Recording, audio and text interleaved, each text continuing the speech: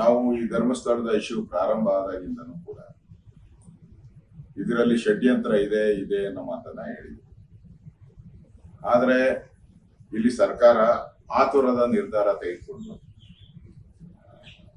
ಆ ಕಂಪ್ಲೇಂಟ್ ಕೊಟ್ಟಂತ ವ್ಯಕ್ತಿಯ ಪೂರ್ವಾಪರ ಚರಿತ್ರೆ ಏನು, ಅವನು ಎಲ್ಲಿಂದ ಬಂದಿದ್ದಾನೆ, ಅವನಿಂದ ಯಾರಿದ್ದಾರೆ, ಇದೆಲ್ಲವನ್ನ ಏನು ಯೋಚನೆ ಮಾಡದೆ ಅವರ ಏನು ಈ ಸಿಎಂ ಜೊತೆ ಇದ್ದಾರೆ ಈ ಪ್ರಗತಿಪರರು, ಅವ್ರ ಮಾತು ಕೇಳ್ಕೊಂಡು SIT ರಚನೆ ಮಾಡಿ. ಈಗ SIT ರಚನೆ ಮಾಡಿದ್ರಿಂದ ಏನ್ ಬಂತು, ಬಿರಿ ಬುರುಡೆ ಬಂತಷ್ಟೇ. ಬುರುಡೆ ಬಿಟ್ಟು ಇನ್ನೇನು ಬರಲಿಲ್ಲ. ಮುಖ್ಯಮಂತ್ರಿಗಳು ಒಂದ್ ಸ್ವಲ್ಪ ಕಾಮನ್ ಸೆನ್ಸ್ ಯೂಸ್ ಮಾಡಿದ್ರೆ ಸರ್ಕಾರದ ಕೋಟ್ಯಾಂತರ ರೂಪಾಯಿ ದುಡ್ಡು ಉಳಿತಾ ಇತ್ತು ಮತ್ತು ಇಡೀ ದೇಶದ ರಾಜ್ಯದ ಜನ ಇದರಿಂದ ನೋವನ್ನ ಅನುಭವಿಸಿರುವಂತದನ್ನ ಈಗ ಸಿದ್ದರಾಮಯ್ಯನವರು ವಾಪಸ್ಸು ಆ ಜನಗಳಿಗೆ ಕೊಡಕ್ಕಾಗುತ್ತಾರೆ. ಅವರ ಧರ್ಮಸ್ಥಳದ ಬಗ್ಗೆ ಏನು ಭಕ್ತಿ ಭಾವನೆ ಇತ್ತು ಜನಗಳಲ್ಲಿ, ಆ ಭಕ್ತಿ ಭಾವನೆಗೆ ನೋವನ್ನ ಉಂಟು ಮಾಡಿ ಲಕ್ಷಾಂತರ ಕೋಟ್ಯಾಂತರ ಜನಕ್ಕೆ ನೋವನ್ನ ಉಂಟು ಅದನ್ನ ವಾಪಸ್ ತರ್ಕೊಡಕ್ಕೆ ಸಿದ್ದರಾಮಯ್ಯನವರು ಸಾಧ್ಯನ? ಒಂದು ಕ್ಷಣ ಯೋಚನೆ ಮಾಡಿ. ಯಾಕಂದ್ರೆ ಪ್ರತಿನಿತ್ಯ ಮುಖ್ಯಮಂತ್ರಿಗೆ ಸಾವಿರಾರು ಈ ತರದ SIT ರಚನೆ ಮಾಡಿ, CBI ಕೊಡಿ, ED ಕೊಡಿ, ಈ ಪತ್ರಗಳು ಬಂದ ದಿನನಿತ್ಯ ಸಾಮಾನ್ಯ ಚುನಾಯಿತ ಪ್ರತಿನಿಧಿ. ನಾವೆಲ್ಲವನ್ನ SITಗೆ ಕೊಡಕ್ ಹೋದ್ರೆ ಪೊಲೀಸವ್ರಿಗೆ ಏನು ಕೆಲಸನೇ ಇರಲ್ಲ. ಕೊನೆಯಲ್ಲಿ ಏನಾಯ್ತು, ಈ ಸರ್ಕಾರದ ತಪ್ಪು ಅಂತ ಅರ್ಥ ಆಯ್ತು, SIT ಮಾಡಿದ್ದೆ ತಪ್ಪು ಅಂತ.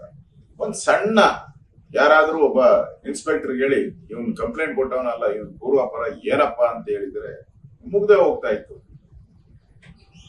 ಈ ಅನನ್ಯ ಭಟ್ ವಿಚಾರವಾದರೂ ಕೂಡ ಏನು ಅದು ಬುರುಡೆ ಅಂತ ಈಗ ಒಪ್ಕೊಂಡಾಯ್ತು. ಈ ನಾನು ಪಾತ್ರಧಾರಿ, ದುಡ್ಡಿಸ್ಕೊಂಡು ನಾನು ಕೆಲಸ ಮಾಡಿದ್ದೀನಿ. ಎಲ್ಲರೂ ದುಡ್ಡಿಸ್ಕೊಂಡೇ ಕೆಲಸ ಮಾಡಿರೋದು. ಆ ಮುಸ್ಕುದಾರಿ ಇನ್ನೂ ಮುಸ್ಕು ಹಾಕೊಂಡು ಯಾಕೆ ಇಟ್ಕೊಂಡಿದ್ದಾರೆ ಅವ್ರು? ಅವ್ನ ಹೆಂಡತಿನೇ ಬಂದು ಸ್ಟೇಟ್ಮೆಂಟ್ ಕೊಟ್ಟಿದ್ದಾರೆ, 3 ಮದುವೆ ಆಗಿದ್ದಾರೆ ಅಂತ ಅವ್ರ ಹೆಂಡತಿ ಬಂದು ಸ್ಟೇಟ್ಮೆಂಟ್ ಕೊಟ್ಟಿದ್ದಾರೆ. ಮತ್ತೆ ಅವನು ಇವಾಗ ಹೇಳಿಕೆಯನ್ನ ಕೊಟ್ಟಿದ್ದಾನೆ, ನಾನು ಬುರುಡೆ ಎಲ್ಲ ಯಾರೋ ತಂದ್ಕೊಟ್ರು, ನಾನು ತಗೊಂಡೋಗಿತ್ತು ಅಂತ. ಇದರಿಂದ ಅವನ್ ಮೇನ್ ಕಲ್ಪ್ರಿಟ್ ಸಮೀರ್, ಅವನೇ ಮೇನ್. ಅವನು ಫಸ್ಟ್ ಇದನ್ನೆಲ್ಲ ಸೂತ್ರಧಾರ ಅವನೇ. ಅವನು ಇದನ್ನೆಲ್ಲವನ್ನ ಪ್ಲಾನ್ ಮಾಡ್ತಾನೆ. ಫಸ್ಟ್ ಅವನು ಪ್ಲಾನ್ ಮಾಡ್ತಾನೆ, ಅವನಿಗೆ ಜೊತೆಗಾರರು ಮಾಡ್ಕಂತಾನೆ ಇವನ್ನೆಲ್ಲ. ಈ ಟೀಮ್ ಏನಿದೆ, ಈ ಸಮಾಜಘಾತುಗಳ ಟೀಮ್ ಏನಿದೆ, ಪ್ರಗತಿಪರರ ಟೀಮ್ ಏನಿದೆ, ಇದನ್ನ ಸೆಟಪ್ ಮಾಡ್ಕಂತಾನೆ. ಸೆಟಪ್ ಮಾಡಿ ಆಮೇಲೆ ಹುಡುಕ್ತಾನೆ ಈ ಮುಸ್ಕುದಾರಿಯನ್ನ, ಒಬ್ಬನ ಬೇಕಲ್ಲ ಪಾತ್ರಧಾರಿ, ಈ ಡ್ರಾಮಾ ಆಡೋದಕ್ಕೆ ಒಬ್ಬ ಪಾತ್ರಧಾರಿಗಳು, ಅದನ್ನ ಹುಡುಕ್ತಾರೆ. ಆಮೇಲೆ ಅನನ್ಯ ಭಟ್ಟನ್ನು ಹುಡುಕ್ತಾರೆ. ಅವ್ರ ಕಂಪ್ಲೇಂಟ್ ಅಲ್ಲಿ ಎಷ್ಟು ಕೊಟ್ಟಿದ್ದಾರೆ ಅಂದ್ರೆ, ಪೊಲೀಸವ್ರಿಗೆ ನೀವ್ ಹಿಂಗೆ ತನಿಖೆ ಮಾಡ್ಬೇಕು, ವಿಧಿವಿಜ್ಞಾನ ತಜ್ಞರು ಬರ್ಬೇಕು, ಕ್ಯಾಮ್ರಾಗಳು ಬರ್ಬೇಕು, ಮತ್ತೆ ಅವ್ರಿಗೆಲ್ಲ ಕಾನೂನಿನ ನೆರವು ಸರ್ಕಾರ ಕೊಡ್ಬೇಕಂತ. ಇವ್ರಿಗೆಲ್ಲ ಆಪಾದನೆ ಮಾಡಿರೋ ಕಾನೂನು ನೆರವೆಲ್ಲ ಸರ್ಕಾರನೇ ಕೊಡ್ಬೇಕು, ಇವ್ರನ್ನ ಸೇಫ್ಟಿ ಕೊಡ್ಬೇಕು. ಅಂದ್ರೆ ಇಷ್ಟು ದಿನ ನನ್ಗನ್ಸುತ್ತೆ ಒಂದ್ 25 ದಿನ ಪೊಲೀಸರು ಯಾವುದು ಇಲ್ಲಿ ಈ ಮಂತ್ರಿಗಳಿಗೂ ಇಲ್ಲ, ಇಷ್ಟು ಮುಖ್ಯಮಂತ್ರಿಗೂ ಇಷ್ಟು ಸೆಕ್ಯೂರಿಟಿ ಇಲ್ಲ. ನಾನು ಮುಖ್ಯಮಂತ್ರಿ ಸಿದ್ದರಾಮಯ್ಯನವ್ರನ್ನ ಹಿಂದೆ AK-47 ಇಟ್ಕೊಂಡಿರೋದು ನೋಡಿಲ್ಲ, ಇವ್ರ ಹಿಂದೆ AK-47 ಇಟ್ಕೊಂಡಿದ್ದಾರೆ. ಅಂದ್ರೆ ಸಿದ್ದರಾಮಯ್ಯನಿಗಿಂತ ಸಿದ್ದರಾಮಯ್ಯನವ್ರಿಗಿಂತ ಹೈ ಸೆಕ್ಯೂರಿಟಿ ಕೊಟ್ರು. ಏನ್ ಕೊಟ್ರು? ಇದು ಧರ್ಮಸ್ಥಳದ ಮಂಜುನಾಥನನ್ನ ಅವಹೇಳನ ಮಾಡಬೇಕು, ಈ ರಾಜ್ಯದ ಜನಗಳನ್ನ ಮತಾಂತರ ಮಾಡಬೇಕು, ಮತಾಂತರದ ಒಂದು ದೊಡ್ಡ ಷಡ್ಯಂತ್ರ. ಇಲ್ಲಾಂದ್ರೆ ಅವನು ಯಾರೋ ಸಮೀರ್ ಸಾಬಿ ಎಲ್ಲಿಂದ ಬರ್ತಾನ? ಅವನಿಗೂ ಧರ್ಮಸ್ಥಳಕ್ಕೆ ಏನ್ ಸಂಬಂಧ? ಅವನ್ ಯಾರು ಇದನ್ನ ಕೇಳಕ್ಕೆ? ಎಲ್ಲಾದ್ರೂ ಹೋಗಿ ಈ ಸಿದ್ದರಾಮಯ್ಯನವರು ಟ್ರೂಪ್ ಇದೆಯಲ್ಲ, ಅವರ ಪ್ರಗತಿಪರು, ಯಾವ್ದಾದ್ರೂ ಈ ತರ ಬೇಕಾದಷ್ಟು ಮಸೀದಿಗಳ ಮೇಲೆ ಕಂಪ್ಲೇಂಟ್ ಬಂದಿದೆ, ಎಲ್ಲಾದ್ರೂ ಒಂದು ಮಸೀದಿ ಹೋಗಿ ಅಗ್ದಿದ್ದಾರೆ ಅವರು.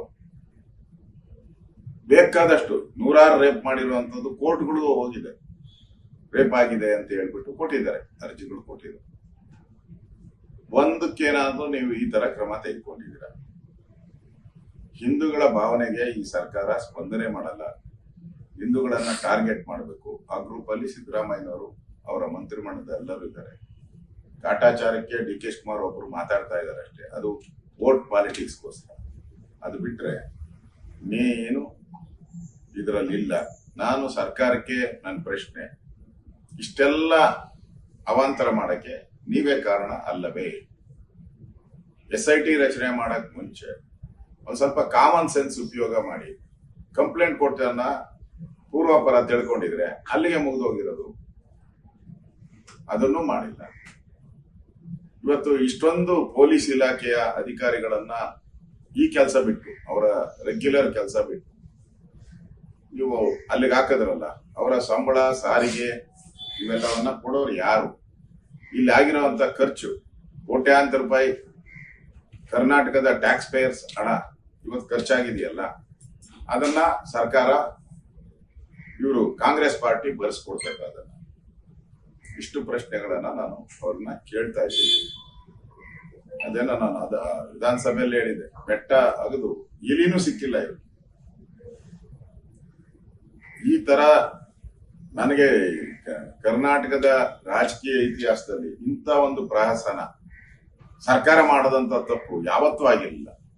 ಯಾವುದೇ ಸರ್ಕಾರ ಇದ್ರೂ ಜವಾಬ್ದಾರಿಯುತವಾಗಿ ನಡ್ಕೊಂಡಿದೆ. ಇವರು ಇಲ್ಲಿ ಯಾರೋ ಒಬ್ಬ ದಾರಿ ಹೋಗ ಹೇಳಿದಾನೆ ಅಂತ ಹೇಳ್ಬಿಟ್ಟು ಅಂತ ಒಂದು ಸಾವಿರಾರು ವರ್ಷ ಇತಿಹಾಸ ಇರುವಂತ ಧರ್ಮಸ್ಥಳದ ಮೇಲೆ ಇವರೆಲ್ಲ ಆಪಾದನೆ ಮಾಡ್ತಾರೆ, ಅದಕ್ಕೊಂದು SIT ರಚನೆ ಮಾಡ್ತಾರೆ ಅಂತ ಹೇಳಿದ್ರೆ, ಇದು ಕಾಂಗ್ರೆಸ್ ಪಾರ್ಟಿ ಮಾಡಿದ ರಾಜ್ಯದ ಜನರ ಮುಂದೆ ಕ್ಷಮಾಪಣೆಯನ್ನ ಕೇಳಬೇಕು.